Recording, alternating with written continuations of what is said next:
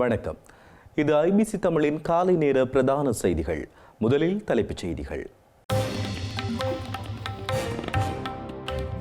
இலங்கையில் மீண்டும் எரிபொருள் தட்டுப்பாடு. அனுர ஆட்சியிலும் தொடரும் வரிசை யுகம். கனேமுள்ள சஞ்சீவவின் கொலை. திட்டமிட்ட 2 கைது. நாடாளுமன்ற உறுப்பினர் பதவியிலிருந்து விலகும் அர்ஜுனா. புதிய உறுப்பினராக கௌசல்யா. இலங்கையில் ஆட்சியை கவிழ்க்க எதிர்க்கட்சிகள் சதி. கனவுகள் நிறைவேறாது என்கிறார் அனுர. வடக்கில் அதிகரிக்கும் ராணுவ பிரசன்னம். 10 பேருக்கு ஒருவர் கடமையில். தீப்பந்தம் ஏந்தி பல்கலைக்கழக மாணவர்கள் போராட்டம். அடிப்படை வசதிகளை ஏற்படுத்தி தருமாறு கோரிக்கை. முரண்பாட்டில் முடிந்த ட்ரம்ப் செலன்ஸ்கி சந்திப்பு. கனிம ஒப்பந்தமும் ரத்து. இனி தொடர்வது விரிவான செய்திகள். இலங்கையில் எரிபொருள் விநியோகஸ்தர்கள் எரிபொருட்களை விநியோகிப்பதில் இருந்து விலகியுள்ள நிலையில் நாட்டில் மீண்டும் எரிபொருள் வரிசைகள் உருவாகியுள்ளன. எரிபொருள் நிரப்பு நிலையங்களில் நேற்று இரவு முதல் பாரிய வாகன வரிசைகள் காணப்பட்டதை அவதானிக்க முடிந்தது. இலங்கையில் நேற்று நள்ளிரவு முதல் எரிபொருள் விநியோகஸ்தர்கள் சங்கம் எரிபொருள் கொள்வனவு கட்டளை செய்யும் நடவடிக்கைகளை நிறுத்துவதாக அறிவித்துள்ளது. இதனால் எரிபொருள் நிரப்புவதற்கு மக்கள் எரிபொருள் நிரப்பு நிலையங்களில் பாரிய வாகன வரிசைகளில் நின்று கொண்ட காட்சிகள் சமூக வலைதளங்களில் வெளியாகியுள்ளன. அனுர ஆட்சியிலும் மீண்டும் வரிசை யுகம் என காணொலிகள் வெளியாகியுள்ளன. இதனிடையே நாட்டில் எரிபொருள் தட்டுப்பாடு இல்லை எனவும் விநியோகம் வழமை போன்று இடம்பெறுவதாகவும் இலங்கை பெட்ரோலிய கூட்டுத்தாபனத்தின் தலைவர் பொதுமக்களுக்கு உறுதியளித்துள்ளார். எரிபொருள் விநியோக நிறுத்தத்தை சில்லறை விற்பனையாளர்கள் உறுதிப்படுத்தாததால் பொதுமக்கள் பீதியடைய வேண்டாம் என்றும் அவர் கேட்டுக் கொண்டுள்ளார். சுட்டுக் கொல்லப்பட்ட பாதாள உலகக் குழுவின் தலைவர் கனேமுள்ள சஞ்சீவவின் கொலையை திட்டமிட்டதாக கூறப்படும் 2 முக்கிய நபர்கள் கைது செய்யப்பட்டுள்ளனர். புதுக்கடை நீதிமன்றத்தில் வைத்து சட்டத்தரணி வேடமிட்டு வந்த ஒருவரால் பாதாள உலகக்குழு தலைவர் கனேமுள்ள சஞ்சீவ சுட்டுக் கொல்லப்பட்டார். கனேமுள்ள சஞ்சீவவை கொலை செய்வதற்கு திட்டமிட்டு கொடுத்தமை தொடர்பான சந்தேகத்தின் பேரில் காவல்துறையினர் 2 கைது செய்துள்ளனர். கம்பகா பகுதியில் வைத்து கொழும்பு குற்றப்பிரிவால் 2 சந்தேக நபர்கள் கைது செய்யப்பட்டுள்ளதாக ஸ்ரீலங்கா காவல்துறை ஊடகப் பிரிவு தெரிவித்துள்ளது. இது தொடர்பிலான மேலதிக விசாரணைகளை கொழும்பு குற்றப்பிரிவு மேற்கொண்டு வருவதாகவும் தெரிவிக்கப்பட்டுள்ளது. யாழ் மாவட்ட சுயேட்சை நாடாளுமன்ற உறுப்பினர் ராமநாதன் அர்ச்சுனா தன்னுடைய நாடாளுமன்ற உறுப்பினர் பதவியிலிருந்து விலக உள்ளதாக தகவல் வெளியாகியுள்ளது. நாடாளுமன்ற உறுப்பினர் பதவியை கௌசல்யா நரேன் என்கின்ற அவரின் செயலாளருக்கு விட்டுக் கொடுக்க உள்ளதாக அர்த்தப்படும் வகையிலான முகநூல் பதிவொன்றை அவர் இட்டுள்ளார். இலங்கையில் கடந்த ஆண்டு நடைபெற்ற நாடாளுமன்ற தேர்தலில் யாழ் மாவட்டத்தில் சுயேட்சை குழு சார்பில் போட்டியிட்டு வெற்றி பெற்ற அர்ஜுனா ராமநாதன் தற்போது நாடாளுமன்ற உறுப்பினராக பதவி வகித்து வருகிறார். அவர் பதவி விலகினால் அவரின் அணியில் போட்டியிட்டு 2வது அதிக வாக்குகளை பெற்ற கௌசல்யா நரேனுக்கு அந்த பதவி வழங்கப்படும். இந்த நிலையில் அர்ஜுனா ராமநாதன் தன்னுடைய சமூக வலைதளத்தில் கடைசி செய்தி, என் தலைவனின் பாதையில் என் இன மக்களின் விடுதலைக்காக நாடாளுமன்ற உறுப்பினர் பதவி கௌசல்யாவுக்கு இப்போது நிராயுத பாணி என குறிப்பிட்டுள்ளார். இந்த பதிவின் மூலம் மறைமுகமாக தாம் பதவி விலகப் போவதாக அர்ஜுனா குறிப்பிட்டுள்ளதாக பலரும் தமது கருத்துக்களை முன்வைத்து வருகின்றனர்.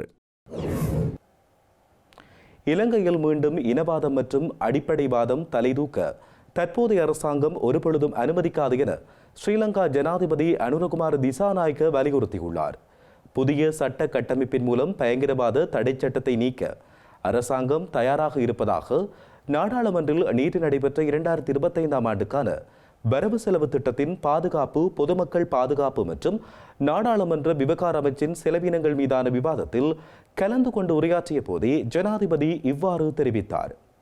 பொருளாதார நெருக்கடி மற்றும் நாட்டில் பாதுகாப்பு இல்லை என்ற எண்ணத்தை உருவாக்குவதன் மூலமோ பொதுமக்கள் கிளர்ச்சியை உருவாக்குவதன் மூலமோ அரசாங்கத்தை கவிழ்க்க எதிர்க்கட்சிகள் காணும் கனவுக்கு ஒருபொழுதும் இடமளிக்கப்பட மாட்டாதென்றும் ஜனாதிபதி அனுரகுமார திசாநாயக்க வலியுறுத்தியுள்ளார். தற்போதைய அரசாங்கம் காட்டுமிராண்டித்தனத்தின் சகாப்தத்தை முடிவுக்கு கொண்டு வந்து நாகரிகத்துக்கு வழிவகுத்துள்ளது என்றும் முடிந்தால் தற்போதைய அரசாங்கத்தின் நாகரிகத்தை மிஞ்சி செல்லுமாறும் எதிர்க்கட்சிகளுக்கு சவால் விடுத்துள்ளார். அவ்வாறு இல்லாமல் பழைய அரசியலிலேயே இருந்தால் அரசியல் அரசியலை விட்டு விலகுவதை தடுக்க முடியாதென்றும் பாதாள உலகின் குற்றக்குழுக்களுக்கு தற்போதைய அரசாங்கத்தின் எந்தவொரு உறுப்பினரதும் ஆசீர்வாதம் கிடைக்காது எனவும் ஜனாதிபதி உறுதியளித்துள்ளார். இலங்கை ராணுவத்தையும் காவல்துறையினையும் தொழில் சார்புடைய ராணுவமாகவும் காவல்துறையாகவும் மாற்றுவதாக உறுதியளித்த ஜனாதிபதி பாதுகாப்புத்துறையின் எந்தவொரு இடமாற்றத்தையும் நட்பு மற்றும் அரசியல் அடிப்படையில் செய்யப்போவதில்லை என்றும் குறிப்பிட்டுள்ளார். காலத்தால் மறைந்திருக்கும் குற்றச்செயல்களுக்கு நீதி மற்றும் நியாயத்தை வழங்க தற்போதைய அரசாங்கம் நடவடிக்கை எடுக்கும் எனவும் அதற்காக எடுக்க வேண்டிய அனைத்து நடவடிக்கைகளையும் தற்போதைய அரசாங்கம் எடுக்கும் என்றும் அவர் தெரிவித்தார். பொருளாதார நெருக்கடியை ஏற்படுத்தி அதிகாரத்தை பெற்றுக்கொள்ளும் எதிர்க்கட்சியின் கனவு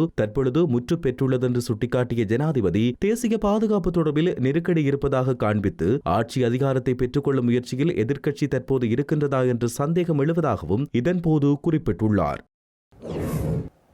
முல்லைத்தீவு மாவட்டத்தில் 2 பொதுமகனுக்கு ஒரு படையினர் என்கின்ற ரீதியில் நிலை கொண்டுள்ளதாக தமிழ் தேசிய மக்கள் முன்னணியின் தலைவர் கஜேந்திரகுமார் பொன்னம்பலம் நாடாளுமன்றில் உரையாற்றிய போது தெரிவித்தார்.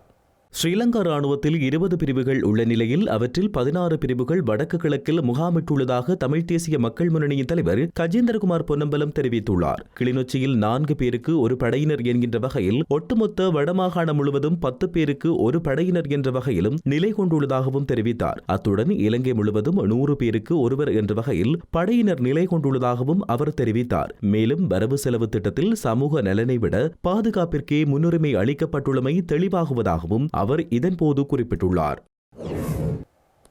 கிழக்கு பல்கலைக்கழகத்தின் திருகோணமலை வளாக மாணவர்கள் தீப்பந்தம் ஏந்தி ஆர்ப்பாட்டம் மேற்கொண்டுள்ளனர். இந்த ஆர்ப்பாட்டம் நேற்று இரவு 8:30 மணியளவில் மாணவர்களினால் மேற்கொள்ளப்பட்டுள்ளது.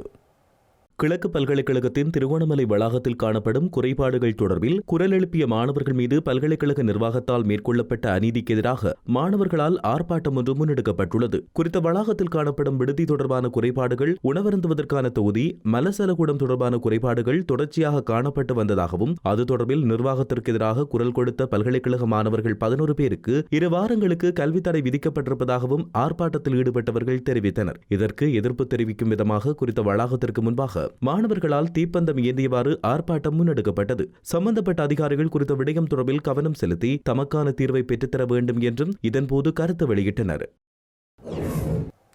கொழும்பு கடுவலை பகுதியில் உத்தரவை மீறி பயணித்த பாரவூர்தி ஒன்றின் மீது காவல்துறையினர் துப்பாக்கிச்சூடு நடத்தியுள்ளனர். பத்தளை பகுதியில் திருடப்பட்ட பாரவூர்தி ஒன்றின் மீதே காவல்துறையினர் துப்பாக்கிச்சூடு நடத்தியதாக தெரிவிக்கப்பட்டுள்ளது. நுரைச்சோலையைச் சேர்ந்த ஒருவருக்கு சொந்தமான இந்த பாரவூர்தி மரக்கரை கொள்வனவிற்கு பயன்படுத்தப்பட்டு வந்துள்ளது. தமது பாரவூர்தி காணாமல் போனவை தொடர்பில் அதன் உரிமையாளர் காவல்துறையில் முறைப்பாடொன்றை பதிவு செய்தார். இந்த நிலையில் கடுவலையில் இருந்து கொஸ்பத்த நோக்கி குறித்த பாரவூர்தி பயணித்த நிலையில் அதனை பின்தொடர்ந்த காவல்துறையினர் பாரவூர்தியின் டயர்களில் துப்பாக்கிச்சூட்டை நடத்தியுள்ளனர். இதன்பொழுது நபர் ஒருவரை காவல்துறையினர் கைது செய்துள்ளனர். சந்தேக நபரிடமிருந்து கைக்குண்டொன்றையும் அவர்கள் கைப்பற்றியுள்ளனர். இலங்கையில் நிலவுகின்ற மழையுடன் கூடிய காலநிலை இன்றைய தினமும் தொடரும் என ஸ்ரீலங்கா வளிமண்டலவியல் திணைக்களம் தெரிவித்துள்ளது. இலங்கையில் கிழக்கு, தெற்கு மற்றும் ஊவா மாகாணங்களிலும் மாத்தளை, நுவரெலியா மற்றும் பொலனறுவை மாவட்டங்களிலும் இன்றைய தினம் அவ்வப்போது மழை அல்லது இடியுடன் கூடிய மழை பெய்யக்கூடும் என வளிமண்டலவியல் திணைக்களம் தெரிவித்துள்ளது. வடமாகாணத்திலும் அனுராதபுரம் மாவட்டத்திலும் பல தடவைகள் மழை பெய்யக்கூடும் என்றும் ஏனைய பிரதேசங்களில் பிற்பகல் அல்லது இரவு வேளைகளில் மழை அல்லது இடியுடன் கூடிய மழை பெய்யக்கூடும் எனவும் எதிர்வு கூறப்பட்டுள்ளது. ஊவா மாகாணத்திலும் மட்டக்களப்பு, அம்பாறை, மாத்தளை, நுவரெலியா, ஹம்பாந்தோட்டை மற்றும் பொலனறுவை மாவட்டங்களின் சில இடங்களில் 75 மில்லிமீட்டருக்கும் அதிகமான பலத்த மழை வீழ்ச்சி எதிர்பார்க்கப்படுகிறது. வடமத்திய, கிழக்கு மற்றும் வடமேற்கு மாகாணங்களிலும் மாத்தளை மற்றும் நுவரெலியா மாவட்டங்களிலும் அவ்வப்போது மணித்தியாலத்துக்கு 30 முதல் 40 கிலோமீட்டர் வரையான வேகத்தில் ஓரளவு பலத்த காற்று வீசக்கூடும் என்றும் எதிர்வு கூறப்பட்டுள்ளது. இடியுடன் கூடிய மழை பெய்யும் வேளைகளில் தற்காலிகமாக பலத்த காற்றும் வீசக்கூடும். மின்னல் தாக்கங்களால் ஏற்படக்கூடிய பாதிப்புகளை குறைத்துக் கொள்ள தேவையான முன்னெச்சரிக்கை நடவடிக்கைகளை எடுத்துக் கொள்ளுமாறும் பொதுமக்கள் அறிவுறுத்தப்பட்டுள்ளனர். ஸ்ரீலங்கா அரசாங்கம் தற்பொழுது விநியோகிக்கும் புதிய வெளிநாட்டு கடவுச்சீட்டில் பாரிய குறைபாடுகள் காணப்படுவதாக சுட்டிக்காட்டப்பட்டுள்ளது. பழைய கடவுச்சீட்டுக்கு செலவழித்ததை விட மேலதிகமாக 6,997 ரூபாய் செலுத்த வேண்டியுள்ளதாக நாடாளுமன்ற உறுப்பினர் முஜிபுர் ரஹ்மான் தெரிவித்துள்ளார். புதிய கடவுச்சீட்டில் பெயர்களில் எழுத்துப்பிழைகள் உள்ளதாக நாடாளுமன்ற உறுப்பினர் முஜிபுர் ரஹ்மான் தெரிவித்துள்ளார். முந்தைய அரசாங்கத்தின் போது எழுந்த கடவுச்சீட்டு பிரச்சினை இன்னும் அப்படியே உள்ளதாகவும் மக்கள் அவற்றை பெறுவதற்கு அவதிப்படுவதாகவும் அவர் குறிப்பிட்டார். அத்துடன் தேசிய மக்கள் சக்தி அரசாங்கம் தாம் ஆட்சிக்கு வந்தவுடன் கடவுச்சீட்டு பிரச்சினை தீர்க்கப்படும் என்று கூறியிருந்த போதிலும் ஆட்சிக்கு வந்து 5 மாதங்களாகியும் எந்த தீர்வும் இல்லை என்றும் அவர் சுட்டிக்காட்டியுள்ளார். பழைய கடவுச்சீட்டில் 64 பக்கங்கள் உள்ள நிலையில் புதிய கடவுச்சீட்டில் 48 பக்கங்கள் தான் உள்ளதாகவும் அவர் தெரிவித்தார். அமெரிக்க ஜனாதிபதி டொனால்ட் ட்ரம்ப் மற்றும் உக்ரைனிய ஜனாதிபதி விளாடிமிர் ஜெலன்ஸ்கி இடையிலான சந்திப்பு முரண்பாட்டில் நிறைவடைந்துள்ளது. இதையடுத்து இரு நாடுகளும் செய்து கொள்ளவிருந்த கனிம ஒப்பந்தமும் கூட்டு ஊடகவியலாளர் சந்திப்பும் இடைநிறுத்தப்பட்டுள்ளது. அமெரிக்க ஜனாதிபதி டொனால்ட் ட்ரம்ப் மற்றும் உக்ரைனிய ஜனாதிபதி விளாடிமிர் ஜெலன்ஸ்கிக்கு இடையிலான சந்திப்பொன்று நேற்று வெள்ளை மாளிகையில் இடம்பெற்றுள்ளது. ஆரம்பத்தில் சுமூகமாக இடம்பெற்ற சந்திப்பு பின்னர் முரண்பாட்டில் நிறைவடைந்துள்ளது. அமெரிக்க ஜனாதிபதியும் துணை ஜனாதிபதியும் உக்ரைன் ஜனாதிபதியை கண்டித்ததோடு உக்ரைனின் போர் முயற்சிகளுக்கு உறுதுணையாக இருந்த அமெரிக்காவுக்கு ஜெலன்ஸ்கி போதுமான அளவு நன்றியுள்ளவராக இல்லை என்றும் அவர்கள் இருவரும் குற்றம் சாட்டியுள்ளனர். 3ஆம் உலகப் போர் உருவாகும் நெருக்கடியுடன் உக்ரைன் ஜனாதிபதி விளையாடுவதாக ட்ரம்ப் கூறியுள்ளார். கருத்து முரண்பாடு நிலவி வந்த நிலையில் வெள்ளை மாளிகையிலிருந்து உக்ரைன் ஜனாதிபதி வெளியேறியுள்ளார். இதனால் வெள்ளை மாளிகையின் கிழக்கு அறையில் நடைபெறவிருந்த செய்தியாளர் சந்திப்பு மற்றும் ஒப்பந்தத்தில் கையெழுத்திடும் நிகழ்வும் அதிகாரப்பூர்வமாக இடைநிறுத்தப்பட்டுள்ளது. செய்திகளின் நிறைவாக இனி மீண்டும் தலைப்புச் செய்திகள். இலங்கையில் மீண்டும் எரிபொருள் தட்டுப்பாடு, அனுர ஆட்சியிலும் தொடரும் வரிசை யுகம். கனியமுள்ள சஞ்சீவவின் கொலை, திட்டமிட்ட 2 கைது. நாடாளுமன்ற உறுப்பினர் பதவியிலிருந்து விலகும் அர்ஜுனா, புதிய உறுப்பினராக கௌசல்யா. இலங்கையில் ஆட்சியை கவிழ்க்க எதிர்க்கட்சிகள் சதி, கனவுகள் நிறைவேறாது என்கிறார் அனுர. வடக்கில் அதிகரிக்கும் ராணுவ பிரசன்னம், 10 பேருக்கு ஒருவர் கடமையில்.